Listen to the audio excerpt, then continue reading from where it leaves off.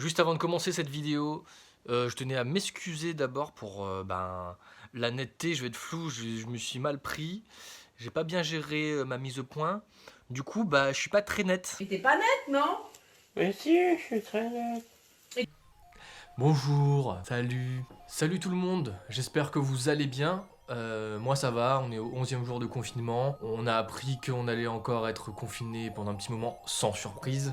Ça va durer là pour le moment jusqu'au 15 avril, mais à mon avis ça va être encore décalé. Bref, c'est pas le sujet. Aujourd'hui j'ai envie de faire une vidéo sur quelque chose qui pourra vous occuper, et j'ai envie de parler des jeux de société à faire en ligne avec des amis. J'en ai trouvé 4, 5 comme ça, et surtout c'est des jeux de société gratuits. Je vais mettre tous les liens en description. Vous pourrez boire l'apéro en même temps, enfin, trouvez votre bonheur à travers ces jeux de société pour pouvoir occuper le temps pendant ces jours de confinement. Et voilà, bonne vidéo et jingle.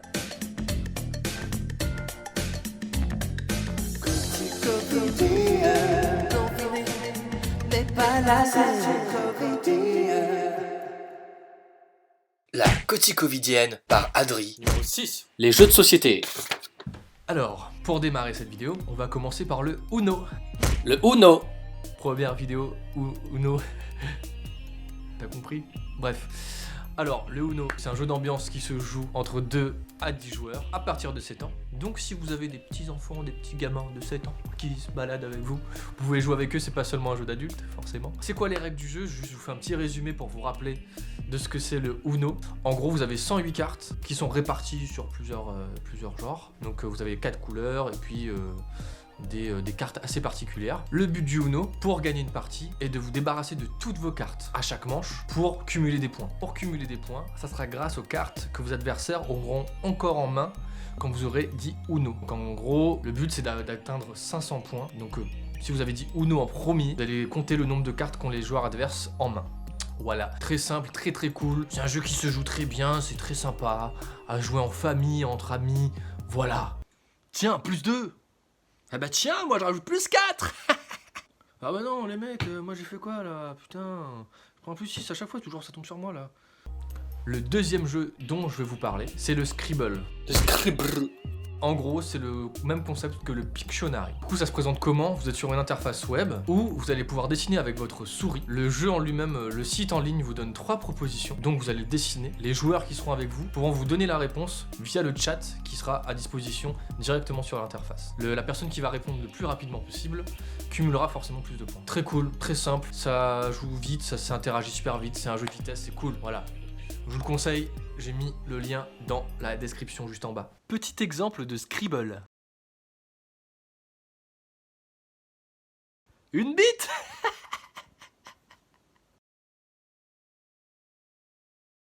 Ah ben non. Non.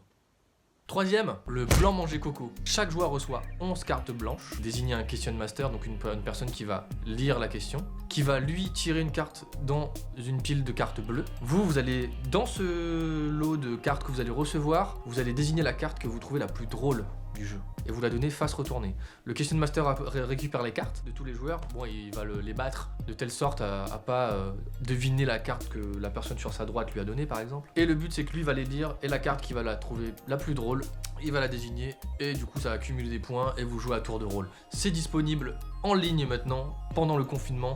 Pareil, je vous mets le lien en description. Petite parenthèse, bon, le blanc manger coco c'est un jeu qui est quand même plutôt drôle, très sympa. Des fois, beaucoup, très bonne, borderline, tu vois.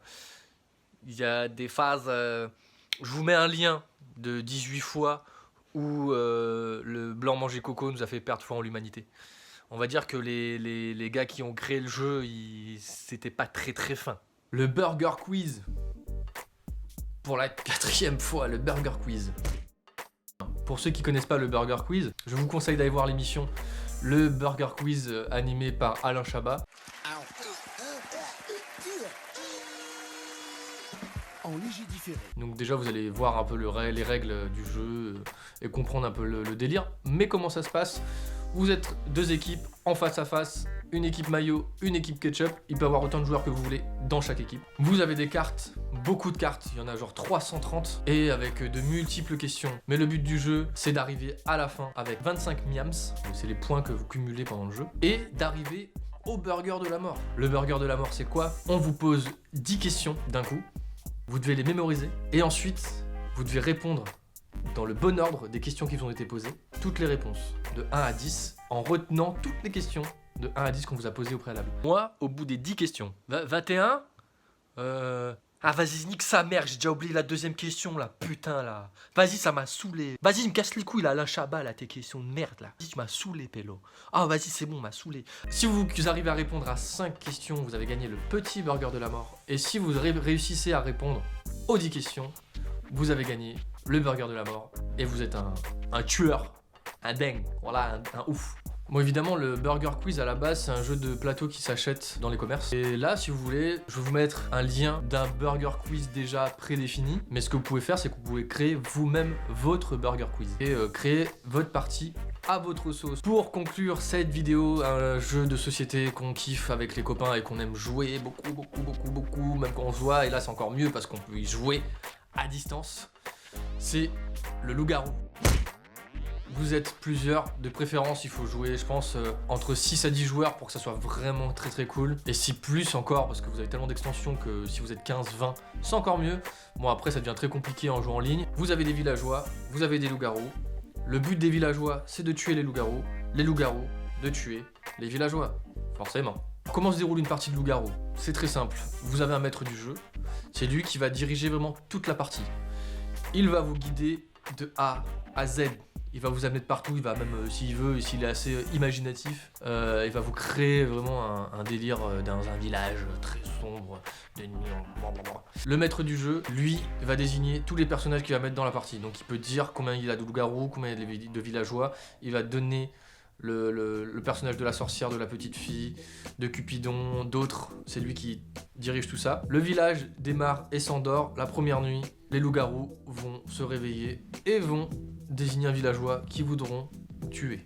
Ah oui, ce que j'ai oublié de dire aussi, c'est que ce qui est drôle dans le loup-garou, c'est les réunions pour désigner qui vous allez éliminer et tuer dans le village, tu vois. Et là, ça devient vraiment très intéressant. Donc le village se réveille, j'espère que vous avez bien dormi. Malheureusement, ce matin, un villageois est mort. Merde, qui c'est qui l'a tué, putain. Ouais. Genre, ah putain, ouais. Moi je les vois arriver les mecs là. Qui c'est le loup-garou? C'est qui le loup-garou là? Ah bon? Il y a un villageois qui a été tué? Moi je sais pas, hein. J'ai rien vu. Hein. Concertez-vous, déjà, et on va pouvoir passer au vote du village. Moi je suis sûr c'est Pauline, c'est sûr c'est elle. Non mais ça se voit, regarde. Toujours, à chaque fois, elle parle pas. Pourquoi à chaque fois moi? Vous me dites ça parce qu'Antonin, il vous a monté la tête contre moi? Non mais arrêtez, c'est bon. N'importe quoi. Comment t'es cramé, toi? Tu dis n'importe quoi à chaque fois. Là. Moi, je vote contre Pauline. Voilà, moi, je vote aussi contre Pauline. Je suis aussi, ouais, je vote contre Pauline aussi. Bon, malheureusement, le village a parlé, Pauline. Tu es donc éliminé. Tu vas devoir nous dire qu'est-ce que tu étais. Ah ouais? Bah, vous voulez savoir ce que j'étais? Hein? Bah, regardez. Eh bah ouais, bah j'étais un villageois. Comme d'hab. Hein? Voilà. Merde. Non mais c'est pas grave, ça arrive, Pauline. Non mais pas besoin de t'énerver comme ça, là, putain. Ah bravo. Voilà ce que vous avez fait, les gars. Comme à chaque fois. Bref, j'espère que cette vidéo vous aura plu. Ouais, alors d'ailleurs, pour nous, ce qu'on fait avec le copain pour pouvoir se rejoindre sur les réseaux, ce qu'on fait, bah, soit on utilise Messenger basiquement et on se connecte tous en vidéo et visioconférence. Sinon, je vous conseille aussi l'application de réunion qui s'appelle Zoom. C'est un peu limité, genre dans le temps, vous êtes limité à 40 minutes, mais vous n'avez pas de limite de personnes sur la conversation, je crois. Mais je vous mets le lien en description là, dans la vidéo. Comme ça, vous pourrez vous connecter tous ensemble. C'est très simple. Vous avez un numéro de réunion. Vous le donnez à la personne qui veut se connecter. Vous avez un mot de passe, vous le donnez. Et bam, la magie s'opère. Vous êtes là, plusieurs, et vous pouvez discuter avec les gens. C'est génial! C'est génial! Et voilà. Donc, merci à vous de suivre mes cotis covidiennes. Putain, même moi, j'arrive plus à dire. Mes cotis covidiennes. Likez, partagez, commentez, mettez tout. Allez, ça me fait plaisir, voilà.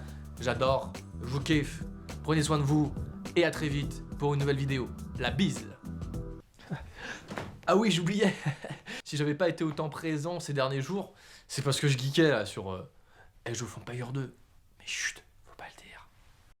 Bon, sinon au passage comme ça, pour terminer cette vidéo, je vais vous montrer des trucs qui m'ont fait rire sur la télévision, que j'ai vu là il y a pas longtemps, parce que mes parents regardent beaucoup la télé, et j'ai vu des trucs qui m'ont fait rire, notamment dans l'émission, je crois que c'est Sac à dos, je sais pas quoi là, animée par Julie Andrieux, donc c'est une nana qui va tester toute la cuisine dans le monde entier, elle teste de la bouffe, tu vois, et là elle est en Amérique du Sud, au Pérou plus particulièrement, et elle va manger ce qu'on appelle le cuit.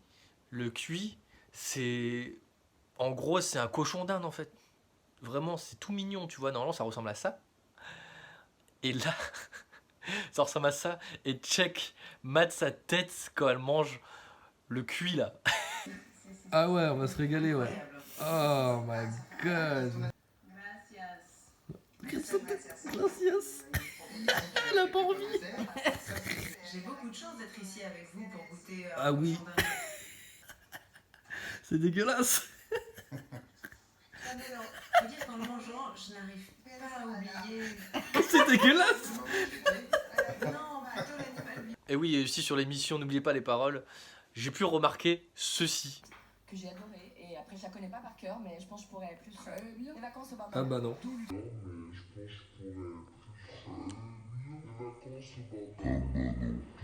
Dans le langage courant, on appelle ça, je sais pas, se prendre un vent. C'est plus un vent, c'est une tempête, un typhon.